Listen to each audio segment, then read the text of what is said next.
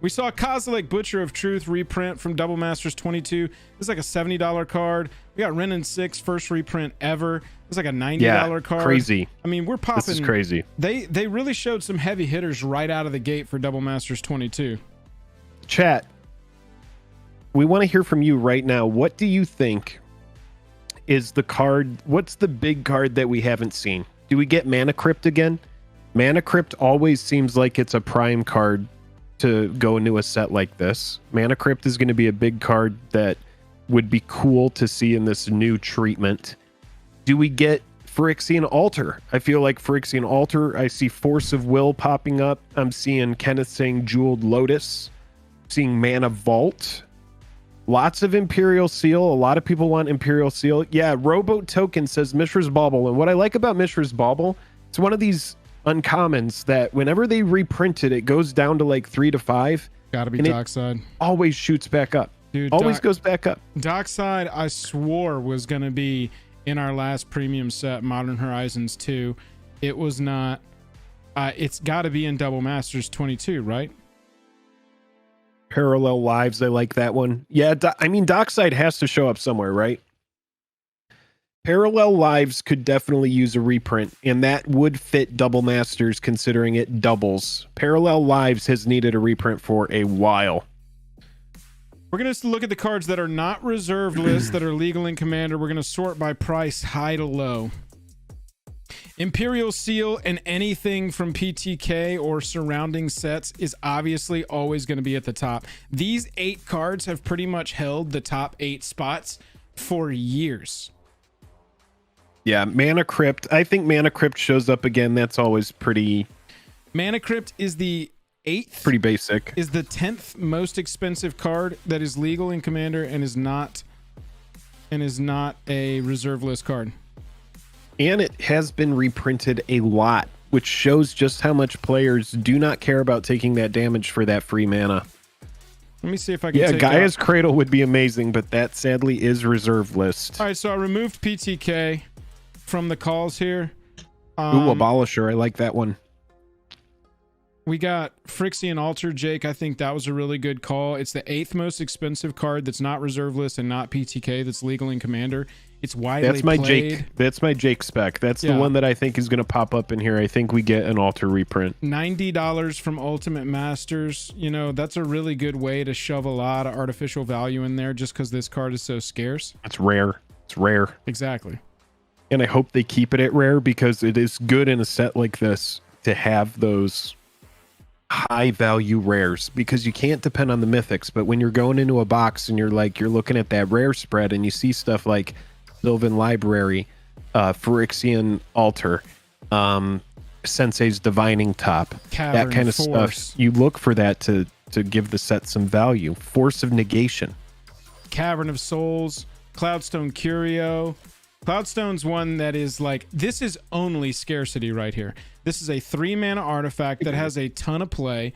This is like an all-star in Animar decks, and at $66, this card is way too expensive. But we also need to remember that any of our artifact calls, we have Brothers War coming later this year. I know it's not going to be a huge like reprint heavy set. It's not a premium set like that, but it is going to be surrounded by secret layers, and there may potentially be a special, you know, something like Mystical Archive within it. And so that has to be considered at least this year with a set that's coming that's featuring Urza as a main character.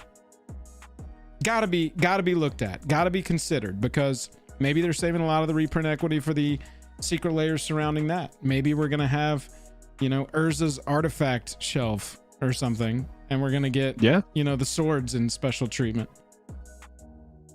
Right. You know, you really do, you know, Joel, piggybacking off of that, you really do have to look at each set and say, what is the gimmick with this set? Right?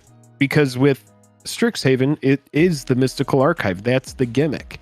With Kamigawa Neon Dynasty, the gimmick is this high-priced neon ink red card, and you could get a regular version of it for $1, or you could pay $2,000 and get this way over the top version that makes no sense, right? Right.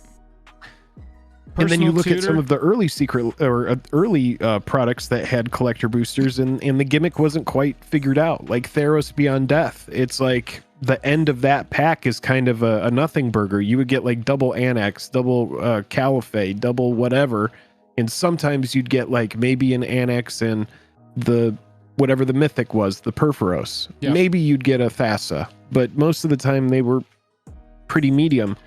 Now each set has this big over-the-top like secret treasure aspect of it.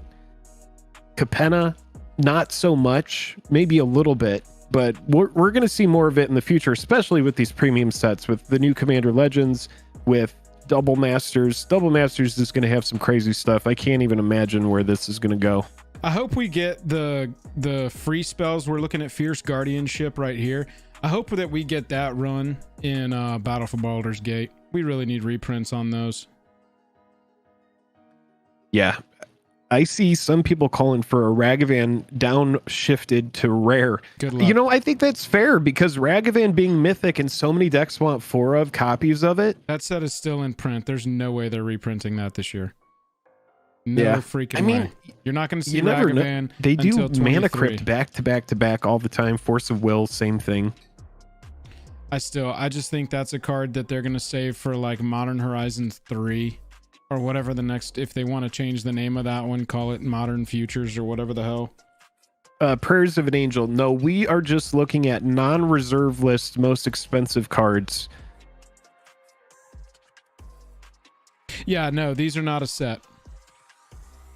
We just wanted to see what we thought would be excellent top tier reprint targets for not only the premium set that we've got coming out this year in Double Masters 22, but we also know we've got Brothers War, which is going to be artifact heavy, and they'll probably pair it alongside some special thing, at the very least Secret Layers.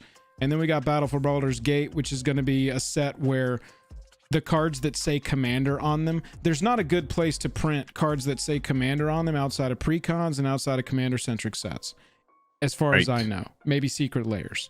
But you're not going to see a card that says Commander like in a standard squeeze them set. into a, you know, like a mystical archive type slot. Yeah, but exactly. Yeah, that's sort of the same category as Secret Lair, right?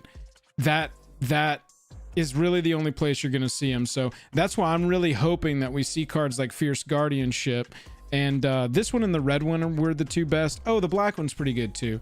But the two swords that we're missing are the Gruul sword and the Demir sword. They do not have swords yet, those colors. So there are 2 swords that are yet to be printed. oh, look at this. This person just pointed out, Jake, in the cover art, in the box art of Double Masters 22, we definitely see Mana Vault. Oh, is that Mana Vault? 100, I reckon it is, right? Yeah. 100,000%. Yeah, that would be. So that's going to be a new art Mana Vault. And Mana Vault has gone up so much because people don't really like the white border version. They'll run it because it's a discount. But the Ultimate Masters version really brought this cool new accessible art that wasn't the Masterpiece version, which is, you know, the most blingin' one. What year did I Ultimate remember Masters picking come up out? those Masterpiece ones for $150 a pop. I had 3 of them. I traded one of them away.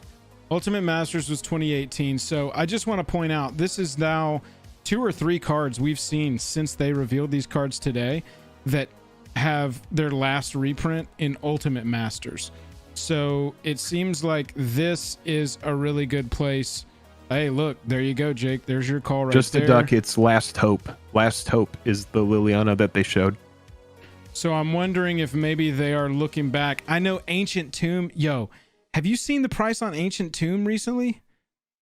Yeah, it's because people want that early mana. $66 cheapest version you can get. Oh, $64 you can get the Tempest version, which is actually cooler in my opinion. This art, this border looks sick. That's electronic. That's electronic. You got the Zendikar Expedition. You got that one there.